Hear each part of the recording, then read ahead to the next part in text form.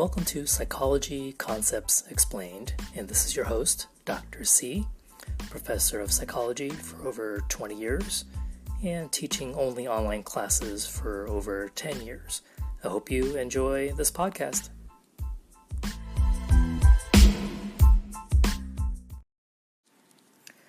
The first chapter of any Intro to Psychology textbook has a section about the history of the field of psychology.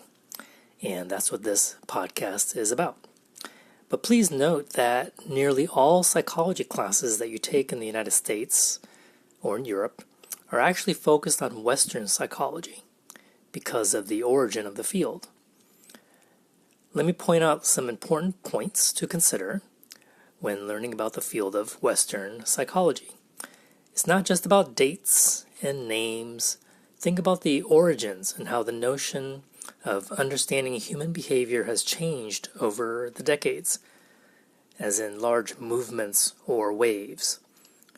Psychology is a very young science by comparison to other sciences, and it evolved from the fields of philosophy and physiology. The field of psychology was actually founded in Germany by Wilhelm Wundt. And in the 1870s, he wrote a very important textbook and also created, around that time, his psychology lab, which was considered the first of its kind.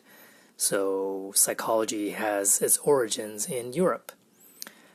Now next, I'm going to talk about the major movements or even theories in psychology that have dominated the field and the thinking in psychology over the years up to modern times. So one of the first movements I want to talk about came from the Austrian psychiatrist Sigmund Freud. In fact, Freud might be one of the few names that students might recognize before taking a psychology class. And his movement was called psychoanalytic theory, and his therapy was called psychoanalysis. If you have an image of a client laying on the couch, staring at the ceiling while speaking to a therapist sitting in a chair behind them, that's psychoanalysis right there. And even though most counseling and therapy is not this form of therapy, for some reason that's the image that has stuck with us. Freud believed that in terms of our human nature, he believed in the more primal aspects of our nature that we're driven by basic instincts like sex and hunger, and that we're constantly struggling to control them. And he also popularized the idea that we have different levels of consciousness in our mind. One level where we are awake and alert, and also a subconscious, or what he calls an unconscious mind, that takes over when we're dreaming or when it seeps through our waking lives through unconscious actions. Like slips of the tongue. Have you ever misspoke when talking to friends or have a word pop out of nowhere? Oftentimes we think of those as accidents, or like taking the wrong turn. You end up at the ice cream shop on the way home from work, right? Freud believes that those things are part of our unconscious, that somehow deep down those are the things that we wanted to do or that we wanted to say.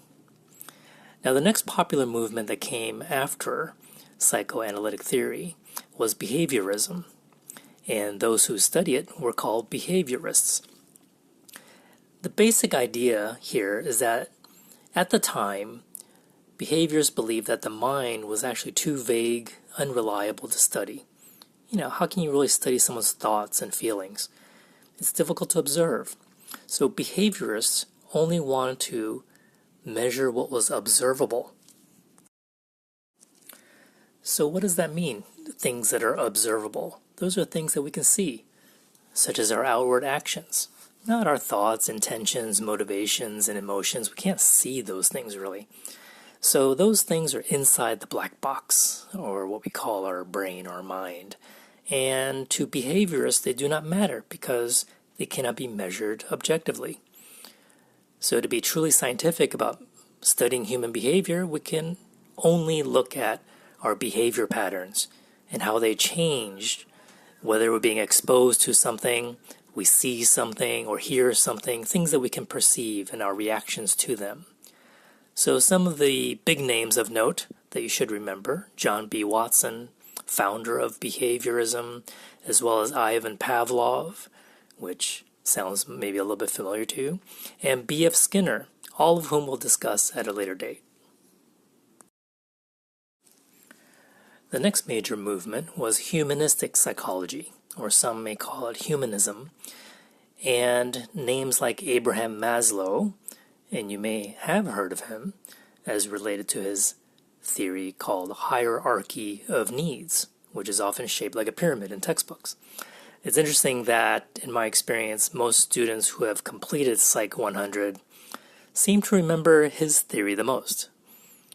Carl Rogers was also an early architect of humanistic psychology movement, and he created a form of therapy that was eventually named after him, Rogerian psychotherapy. Humanists believed that we humans were born good and decent, and that we require a lot of support to reach our full potential. Humanistic psychologists believe that instead of being driven by animalistic instincts, which in a sense is a bit on the negative side or pessimistic side of human nature, they believe that we have positive intentions, that we're motivated by wanting to be better, to be good. And most of our modern counseling is actually based on humanistic psychology principles, which again we'll discuss in more detail at a later date. In more recent times, cognitive psychology, which focuses on our mind and how we think, multicultural psychology, which focuses on how culture affects our behavior, as well as neuroscience because of the advent of machines that can scan our brains and measure our blood, and blood chemistry, all became more recent dominant movements in the field of psychology. Okay, so to wrap up, we walked through where psychology came from in terms of the founder, the dominant fields of psychology, from psychoanalytic theory, which are many besides Freud, behaviorism, as well as humanistic psychology, all the way to today in terms of neuroscience, multicultural, and cognitive psychology. And there are many more fields that we'll cover at a later time. Okay, that's it for now. Thanks for listening. This is Dr. C, and I'll talk to you soon.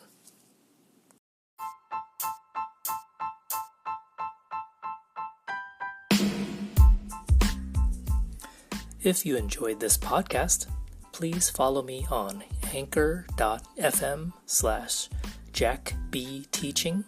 That's Jack, the letter B, in the word teaching.